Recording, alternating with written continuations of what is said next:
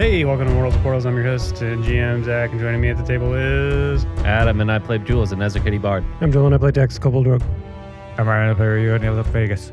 I'm Darren, I play multi-human exemplar. Man, Taryn, the one time we actually let you do it uninterrupted and you fumble it, dude. Yeah, you screwed that up, man. I'm not used to That's the saying last time we exemplar. let you. He's not used to Sorry, guys. talking that fast. He's like, whoa, it's to me already and I get to talk? Oh my God. Yeah. Hey, guys. Last time What? on Mortals and Portals, let's just get to it, all right? Last time on Mortals and Portals, y'all gotta, train and talk to each other at Keeper's Keep and get familiar with things. Ryu just got there like a day before that, so you're all settling in, and then you also got to talk to your keepers because it was time for them to go. They've been lingering and hanging around and being tethered to the material plane by their phylacteries and Just kind of hovering. Yeah, they're just kind of lingering over you, and it's like time to go. So they gave you their phylacteries. They said some farewells to you all, and you guys are officially like unsupervised keepers of Keldora. It is your responsibility. You don't really have the safety net of these past keepers anymore, and they have faded away. And right as they did that, Dax, you felt Gothrum reaching out to you with the innate keeper ability to contact other keepers. So a couple of things to know about this. So you guys had basically two versions of this. Basically, once a day, you could send whisper, one message to another keeper, no matter where they are, instantly. And then they can choose to respond. And it's basically a short message. But then there's also one you can do at will, where it's almost like a ritual where you can call out to one of the keepers and then invite them into this telepathic conversation, and it's not capped by any sort of time limit or number of times you can do it a day. It just takes a while to establish the connection, and that seems to be what Gothrum is trying to connect with you, Dax. Yes, exactly like dial-up. You also know that Gothrum can't detect your guys' location apparently, because when the keepers that chose you gave you their mark, they shut off the ability for him to detect it. So it's not that he knows where you are right now, but he is still able to reach out and try and establish this conversation with you guys. So Dax, he's calling out to you, but you're within your ability to invite other keepers into that same conversation if you want necessarily. Okay. But yes, this is the feeling that you have, and it's all while Jules and Waltz and Ryu are still chatting, and you're the one who's getting this chilling feeling as you realize it's his mark calling out to you. So I'll kick it over to you guys. Oh, you're right. We didn't tell you that. Well, I don't know how to say this. Dunit Guys, stop. dead. Hey, And what? What is it, Dax? Did you not want me to tell him right now? You no. want to tell him yourself. Shut up. That makes sense. Stop talking. You know that thing that they told us where we could talk to each other? Oh, it's happening. Yeah, are you all right? What do you mean? I don't like this at all. And Dax will, I guess, accept the call or whatever you want to call it. Accept this transmission, this. Without explaining to them what's going on? At first, yes. Okay, gotcha. Yeah. All right. So Dax, because this one isn't instantaneous like the message version is, you do sort of need to hone in on this and focus and maybe step away for a moment to connect with it. But you do innately understand how to do that. Right. Is that something you want to do right now? Yeah. Guys, it's Gothrum. He's trying to get in touch with me. What? Through this, What are you talking about? the thing in our heads. I don't remember what they Yes. called them, but where we can talk to each other. It's Communicate. Yes. Yeah, It's right now. He's happy. It's it's trying to communicate with you right now. yes. Dax, let me speak to him. I don't think it works like that, Ryu. And how does it work, Jules? No, I think if you guys just give me a minute, I can do the whole process, and I think I can get you guys in there too. I'll give it a shot. I need a second. And Dax will All right. Yeah. walk off a bit, still in the sightline, and try to tune into this. All right, Dax, you walk away. Maybe you can hear them bickering behind you, trying to figure out what's going on, and then maybe they get quiet as they just watch you. And you sit down somewhere comfortable and kind of away from any noise or distraction, and you just close your eyes and you focus on this feeling, and You can just sense his mark. It's like unmistakably his. You've been in his presence before you really knew how other marks work. But now that you like have one and understand it and are a keeper, you know for certain it's him. And as you accept this connection and attach yourself to it, and you just feel your conscious, almost like it's left your body entirely. And then you feel yourself like feels as though you're physically standing, though you can tell you're like apart from your body, like almost like you're in some sort of astral connection. And Okay. Wild. you find yourself just standing in this, what feels like a dark void, but you just see stars sort of twinkling around you, almost like you're just standing in space, but like the ground beneath you feels solid, and maybe it's like little puddles of water beneath your feet, but you're standing on like this plane of stars. Dax will just start looking around for Gothrum. As you look around and get your bearings, you see Gothrum standing confidently in front of you, what seems like maybe 15 feet away, his red eyes glowing in the darkness as he starts to step closer towards you. Gothrum, that didn't take you long to reach out. I wasn't sure if you would accept, Dax. I wasn't sure if I should. What do you want? I know you are the Vesavinari Shoras. I know what you intend to do. Oh? Yes, you are Vendroga. You are going to try and kill him. What else do you know, Gothrum? I know you should take me with you when you venture into the ethereal. Work together? Have you lost your mind? Do not be blinded by fear, Dax. When you saved Ciudad de la Nubes, you set things into motion that cannot be undone. We need each other. Look, I've been through enough to know that it's not as simple as good and evil and black and white, but are you not on the same side as Droga? I was, and in some ways I still am. But more than anything, I am now a reluctant servant, a captive of his. He is in possession of my soul. I have no choice but to do his bidding, unless I want to be cast into the deepest depths of Asunder. I see. If you are going to kill Droga, I want to be there to retrieve it. And what would you do if you had your soul back? Where would you go? I would uphold my oath, same as you. What I was doing, Ciudad de la Nubes, it was to preserve Keldora. The other keepers, they were doing nothing. Something had to be done. I had to try. You succeeded. Well done. And now, we have no other choice but to fight them, or Droga. And I do not want to be a servant of either of theirs. Why reach out to me? All of us are keepers now. Do not forget, Dax. I have been inside your mind. You are the one who will do what must be done. The rest of them are bound by some absurd ideology, dogma. They cannot see beyond their own ideal reality. But you know what we are called to do. It is not simple. No, it's not. I don't get it, Gothrum. Why? I don't see any reason to open ourselves up to that kind of risk. Why not go there yourself? Perhaps we can find a way to bring it back with us. You expect me to believe you would bring me my soul. If you kill Droga, and you see my soul, you would bring it to me. If you would do that, why wouldn't you bring me with you? Because the last thing we need while we're in the midst of this is another variable. No. Obviously, I do not trust you. No, Dax. I am the first thing you need. You don't know anything about Droga. I do. I wield his power. You think you're going to wander into the ethereal and find Droga and kill him without me.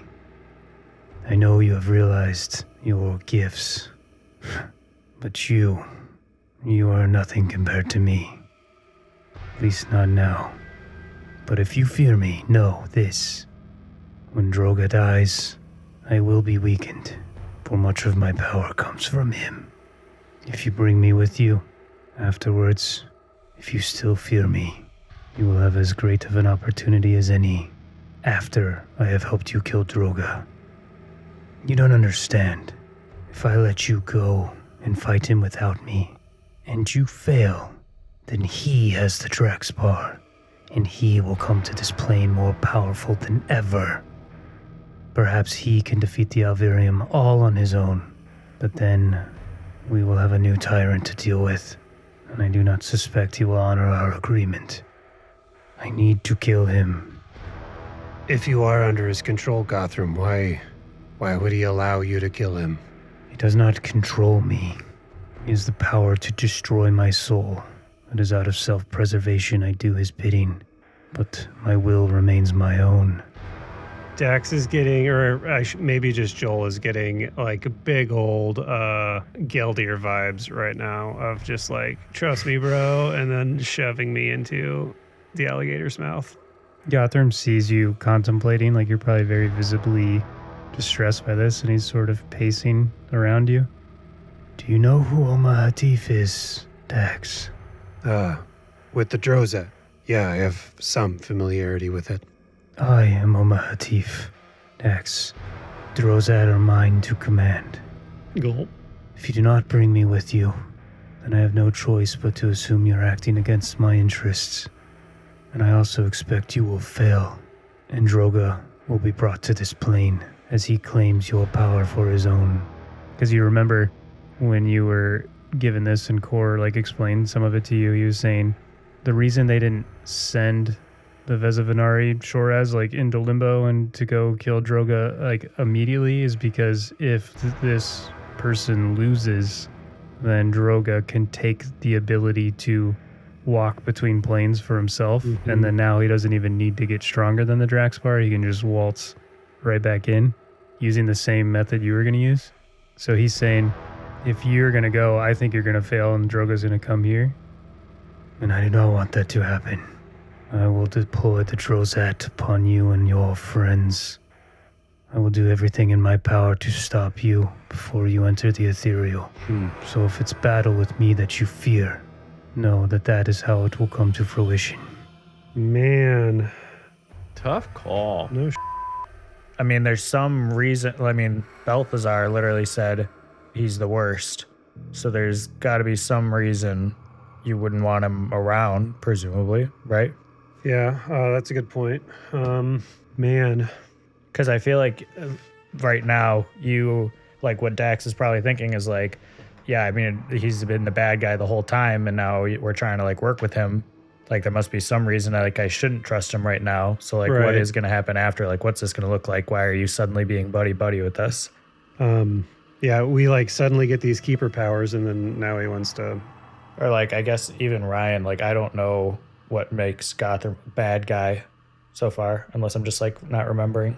He wanted to like rebuild the Elder Blade and like finish what Droga started before he was killed the first time, because he was one of the Durga that uncovered Droga's spirit when they dug too deep in Drekheim.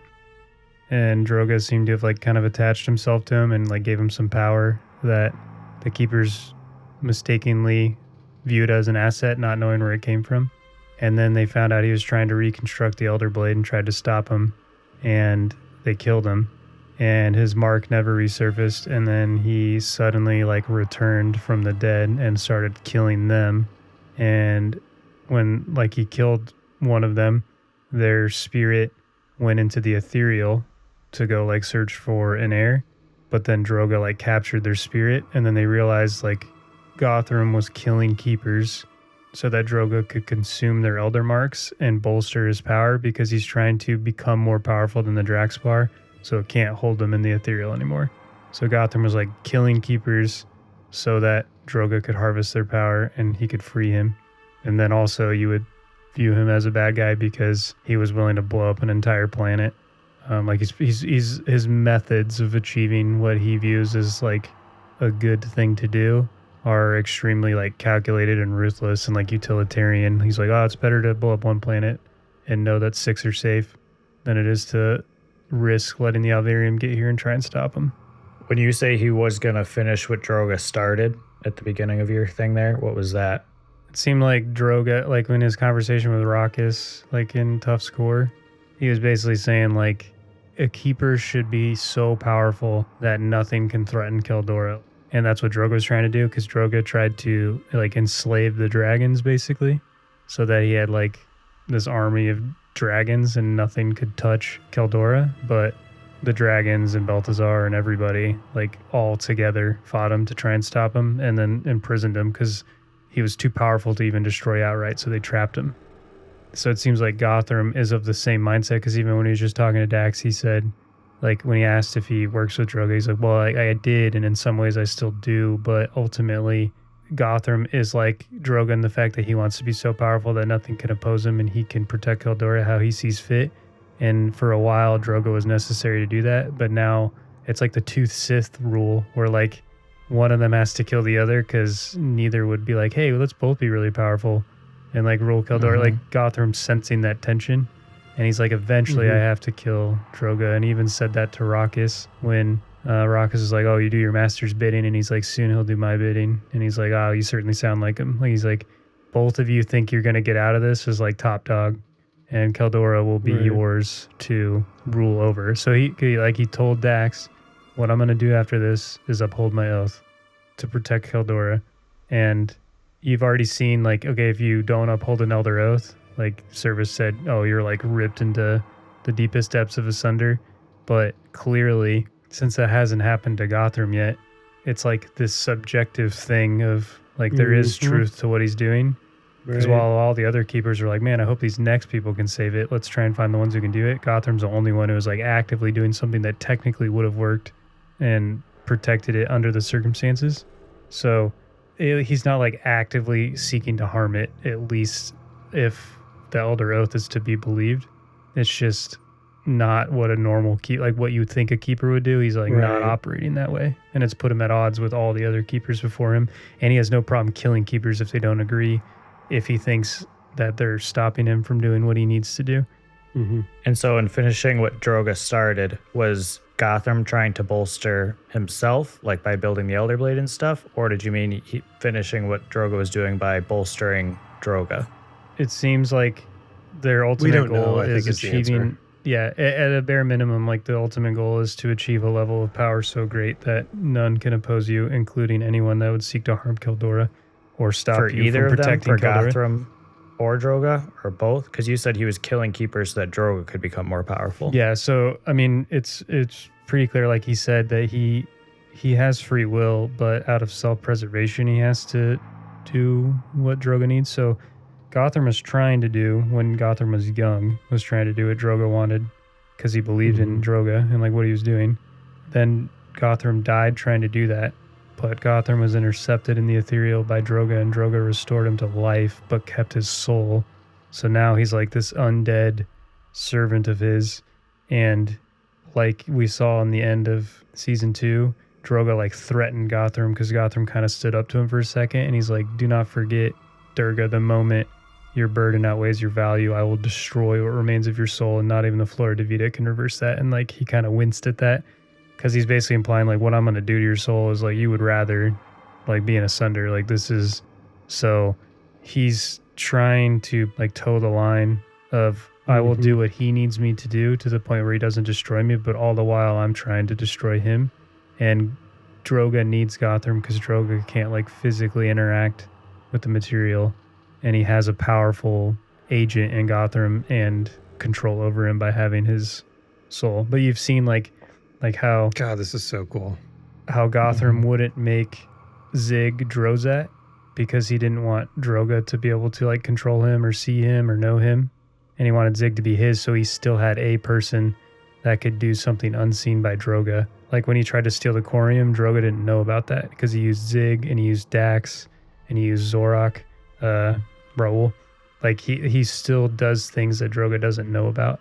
And then when Droga got, like his spirit was there on Desolus and he got all like mad at Gothram, he was upset because he's like, we had a plan. We were gonna blow up the planet and stop the Alvirium from getting here, but you, like in your lust for power, traded that guarantee for the chance to get the Elder Blade when Raucus said he could show him the missing piece. And Gothrum took that bet thinking he would still destroy the planet. But Gothrum wants the Elder Blade because he's like, if I have it, then whenever Droga does get here, or maybe before, I can kill him. So he's been like trying to get strong enough to kill Droga all along. So just because he doesn't like Droga or wants to kill him doesn't mean he's necessarily your friend, but he may want to kill him even more than you do. And you guys present an opportunity that he didn't have before to kill him in the ethereal, because he's been trying to prepare for how to kill him once he's here. And at that point, he's so powerful, like unspeakably powerful, but he's weak in the ethereal. So he's like, Dax is the master of limbo. He can go in there. If he brings me, I can help them kill him when he's at his weakest. But he doesn't want you guys to go without him, because if you go without him, he thinks you'll fail. And if you fail, then he gets Dax's limbo walking ability and he will be here. And then Gotham's like, I'm not ready to kill him. I don't have the Elder Blade because he needed Ryu to do something to get it. So that's essentially what's going on. So was that portrayed in the conversation that just happened and I was just kind of missing it? Or I mean, I think technically like all your characters would have heard, and I mean, at least Dax would have heard enough to understand all this because you've spent time with the other keepers. Balthazar's talked to you. He's also now just talked to Gothrum. Like, I think all of that is at least apparent to Dax. Maybe not so much to Ryu. Ryu hasn't been around quite as much, but like through the conversation that he had with Droga, and you could see the defiance and Droga threatening him, and Gothrum also in his conversation with Raucus saying he was going to overthrow Droga, and we need to be whatever Keldora needs us to be. Like he said, like all these things. And then Raucus, when he tempted him, played into his ego and saying, Drogo will be no match for you with the Elder Blade, especially after siphoning the Flora Vita's power. He's saying, like, you can do it. Trust me. Just you will be the strongest. Just listen to me. But Raucus technically tricked him because he knew to get what was needed to get the Elder Blade, he needed to expend the Flora Vita's power to bring Ryu back. So he actually, like, tricked him into exhausting that power and bring a keeper back into Keldora. So Raucus was actually playing 4D chess, by the way. Wow. Awesome. That is all good information to have. I mean, the heaviness is visible on Dax as all these memories and all this information is just like flooding through his brain, like when you're trying to sleep at night and can't turn off your brain, that sort of feeling. And Dax will settle more on the thought of Digby's crew, of this whole group of keepers. None of us are looking for power. I mean, none of us were seeking out being a keeper.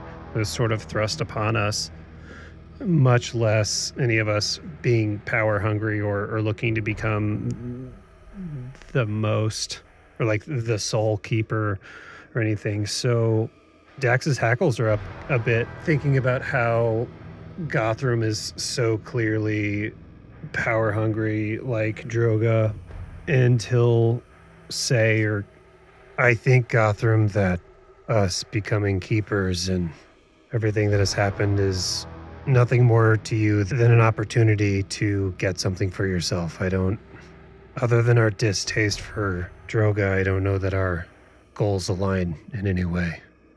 If I've learned anything from my time in Keldor, it's that having allies on your side, having a group of people you can trust, can win a lot more battles than simply chasing power.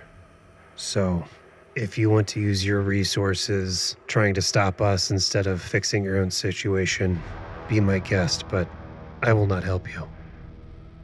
He lifts his head, raising his chin, and does a deep exhale, and you see his eyes grow noticeably brighter and red, and he says, Dus me tecum in limbum ot interficium tough.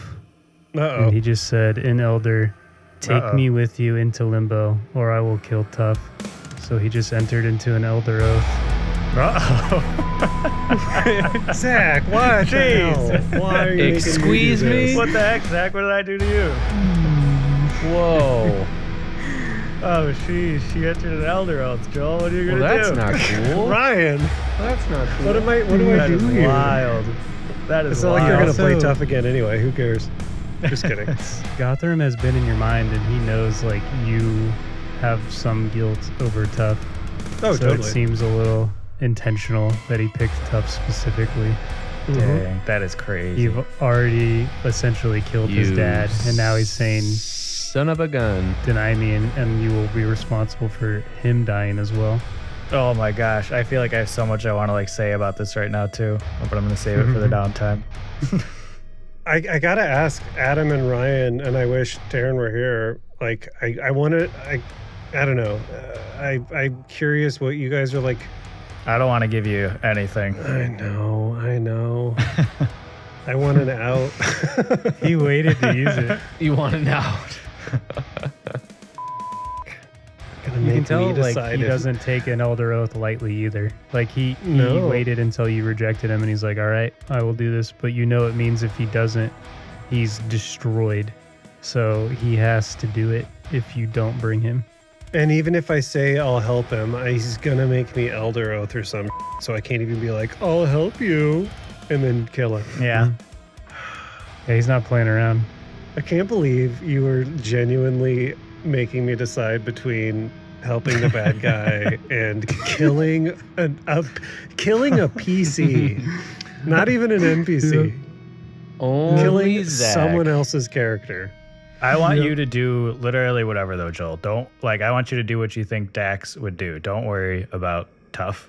And also keep in mind what Seraphine said to you before she left. She said, you're the one who knows how to make hard decisions. And you know it's hard to Yeah. be a hero. And you can take that either way. You can take that as the hard decision is I know. bringing Gothrum. Gothram Or the hard said the same decision is exact thing to you letting too. He Tough said, die. I talked to you because you're the one who Right. can make the decision. Like he's like, you're not the one who will do the like overly heroic choice of like, I want it all. He's like, you're the one that'll just, you will decide. At least I'm having to make this in an episode instead of like, that's where we'll end our episode In and then I have to between. sleep on it Yeah. for 2 weeks. Yeah. Mm-hmm. This is very cool, Zach. Is it? It's your I can't character on the believe you line. But yeah, it's just so like dramatic. Yeah. I thought for a while I thought Dax was just going to accept it and I wouldn't have to do it. I was leaning that way until you reminded us of everything that Mm-hmm. I had forgotten about Gothrum, really. What a turd. I'll let the listeners decide if I'm talking about Gothrum or Zach. They're the same. I think Dax, not even I think, I know that Dax has never had as big of a pit in his stomach as he does now, knowing, I mean, this is an elder oath. Obviously, he like there's no getting around it really. I mean, unless there was a way to stop it and Gothrum gets, sucked into Asunder or whatever. But I think Dax is operating off of just that it's a guarantee. Or the thought that keeps coming to Dax's brain. I don't know why this is making me a little bit emotional. It's weird. The thought that keeps coming into Dax's brain is thinking about what Dunadast would have been doing in this situation if given this choice, which makes it even worse because it's his like son. I don't know how this is gonna play once it's edited, but Joel is like keeps pausing and thinking deeply, like mid-sentence, and he is clearly stressed out. I think the thing that Dax admired the most about Dunadast was his kind of that same thing, his willingness to do the harder choice when it was the correct one, which I think in the midst of this, there's flashes of like anger and hatred towards Gothrum for making this fall on him. Like if Dax wasn't convinced Gothrum was an evil person before, he certainly is now, right? The thought of Dunadast taking the Frithator in order to try to keep the Arcanor from getting turned into a weapon, knowing that it was a worthwhile trade-off. And then Dax thinks about how much the loss of Dunadast has affected dang near everybody that we've met, it seems. basically every NPC we talked to is like, oh yeah, I loved Dunedast. He was sick. Loved that guy.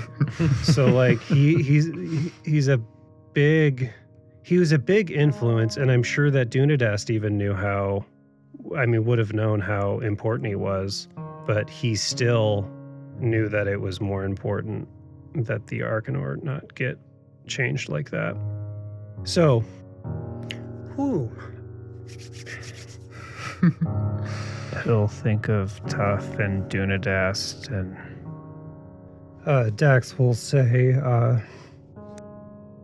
I hope you guys get to see each other again. And then he'll hang up. whoa. And that is where we'll end our What the heck? session. I don't even think I need to tell anybody to shut up right now. I get why you're crying, Joel. That like just immediately like flooded my eyes too. Holy cow. Jeez. That was incredible. You know what? Hey, we need a moment and we'll talk about that in the downtime. Sorry, Joel. Oh I pick my on Joel god. too much. Hey, That was mean. we'll do that in the downtime. You know what? Sorry, I feel bad. I don't even want to tell anyone to shut up. This will be the Holy one episode crap. where I don't say shit. Yeah. All right. Well, still, I gotta. You know what? Let's cheer things up a little bit. I'll read some comments I've seen online. We got a lot of awesome comments on Spotify. Jeez. I'm just feeling I so feel much. weird like reading. Like we need to get into the downtime. But you know what? I'm gonna read one.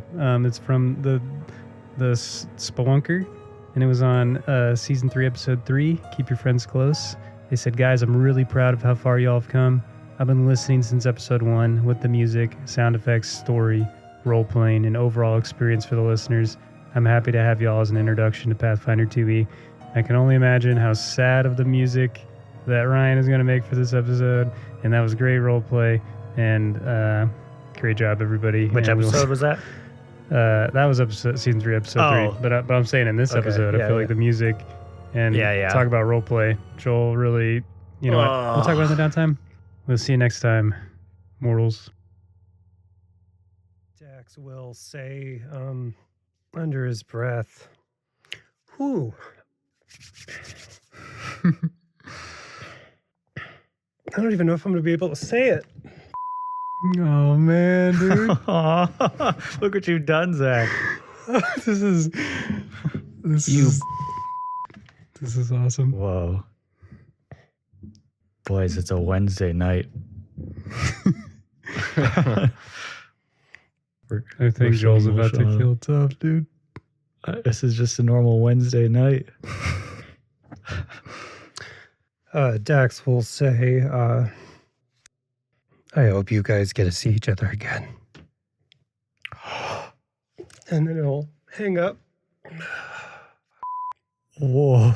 And that is where we'll end our What the heck? session. I don't even think I need to tell anybody.